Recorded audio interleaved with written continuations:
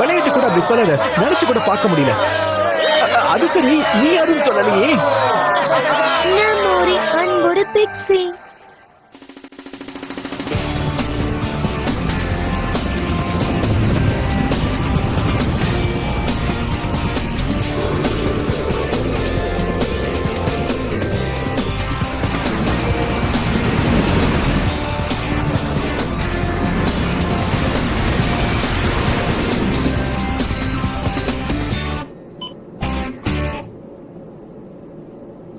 எல்லாம் நல்லபடியா முடிஞ்சது.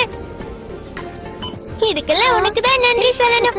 ஆமாம் பிராண்டன், இந்த பாட்டில்ஸ்ல எல்லாம் என்ன ஜூஸா இருக்கு? என்னன்னு தெரியல. அவங்க கிளம்பும் போது இதைத்தான் கொடுத்து வழி அனுப்பி வச்சாங்க. இந்த ஊர்லயே இதான் சிறந்த பானம், எடுத்துக்கங்க.